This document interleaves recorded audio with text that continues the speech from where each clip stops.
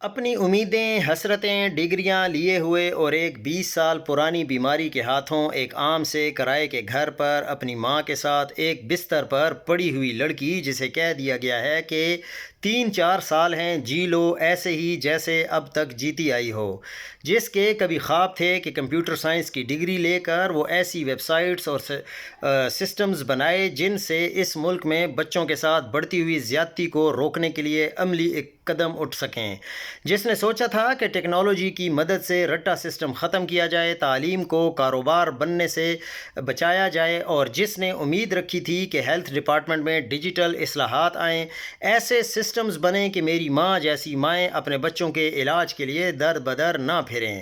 جس کا کبھی یہ جنون تھا وہ آج اپنی ماں کو 500 روپے کے لیے روتا دیکھ کر جس اذیت سے گزری ہے، خدا کرے اب تم اور تمہاری 7 نسلیں بھی اس سے زیادہ کرب سے گزرو، سب کچھ ہو کے بھی تمہارے پاس نمرود جیسا سکون ہو اور فرعون جیسی بقیہ زندگی ہو۔ تمہارے پاس پہلے ہی سب کچھ تھا اور پھر تم نے مزید بیڑا غرق کرنے کا سوچا تاکہ صرف تم اور تمہارے یہ 2 کے بچے جن کا آئی کیو لیول بھی مائنس میں ہے، جنہیں وائی فائی کے سپیلنگ تک نہ آتے ہوں، جنہیں پنگ کا نہ پتہ ہو، اور وہ لمبے عرصے تک اور زیادہ عیاشی کر سکیں، اور ان سب کے لیے پہلے تم نے اپنے جیسے نالائق نمونے مسلط کیے جن کی خود کی کوئی اوقات نہیں، 2 نمبر طریقے سے آئے ہوئے یہ حرام خور نانا، ماں یا باپ کے نام پر بادشاہ بن بیٹھے ہیں، اور تم جیسوں 2 کوڑی کے ملازموں کو ناجائز طریقے سے مزید اختیارات دے رہے ہیں، جیسے تم نے اور انہوں نے جو تیر مارنے ہیں اس کے اس ملک میں اور کوئی قابل نہیں۔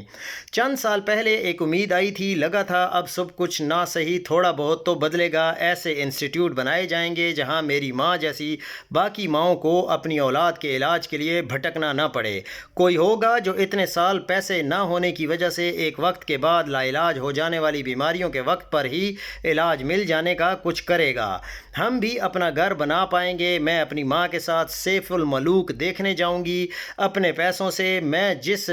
جس نے کچھ سالوں سے چاند نہیں دیکھا کبھی تو اسے روز دیکھ پاؤں گی، ویل چیئر لے پاؤں گی، اپنے کمرے سے باہر نکلوں گی، اپنے لیے کوئی ہیلپر رکھ سکوں گی، ان ڈگریوں کو آگ نہیں لگاؤں گی، کچھ تو کر ہی لوں گی۔ مگر تم نے ان 3 سالوں سے زیادہ عرصے میں میرے ڈپریشن میں جو اضافہ کیا اس کا بہت شکریہ۔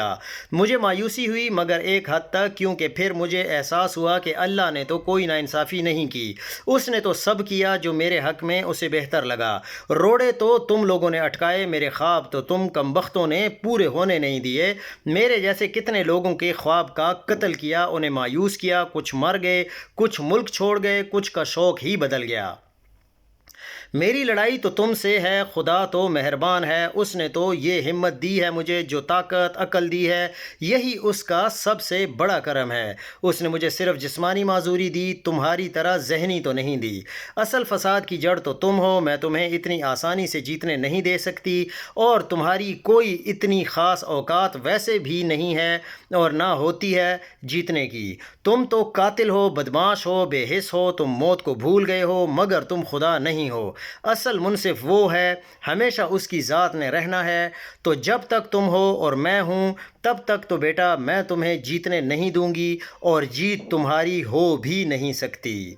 کھلی بدماشی میں اور کسی چیز کے لیے حق پر ہونا اور اسے لڑ کے جیتنے میں فرق ہوتا ہے، جسے فی الحال تم جیسے ذہنی معذور نہیں جیت سمجھیں گے، تم رٹو جتنی آیتیں اور حدیثیں رٹ سکتے ہو اپنی اس 2 کوڑی کی زندگی کو جادوانی بخشنے کے لیے، مگر تم اور بنی اسرائیل میں کوئی فرق نہیں، خدا تم جیسوں کو مہلت دیتا ہے، سو کرو، رج کے کرو، دل کھول کے جتنی بدماشی کر سکتے ہو، تمہاری اکڑ وہی نکالے گا ہمارے ہاتھوں انشاءاللہ۔ میری طرف سے تم پر ریڈ لائن لگ چکی ہے، بھلے ہی آج میری کوئی اوقات نہیں تمہارے سامنے، تمہیں کوئی فرق نہیں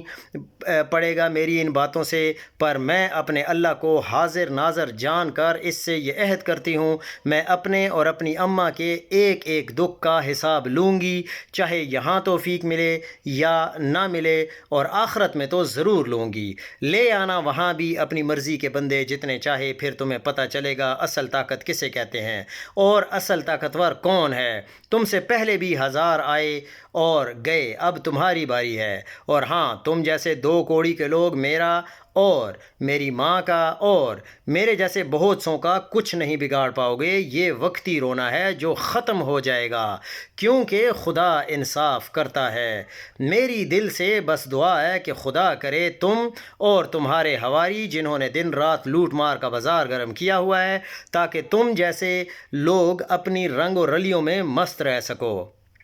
جتنے لوگ پاکستان کو نقصان پہنچا رہے ہیں، اور تمہارے جتنے بھی وکیل ہیں، جتنے بھی جج ہیں، اور تمہارے جتنے بھی لوگ ہیں، ہر وہ شخص اس بوزیدہ نظام کو دھکا دینے کے بجائے اس کے ساتھ مل کر، اس میں شامل ہو کر تمہیں اور خود کو وقتی طاقت بخشنے کے لیے جتن کیے ہیں۔ دعا ہے کہ تم اور تمہاری 7 نسلیں اپنی ماں بہن بیٹیوں کے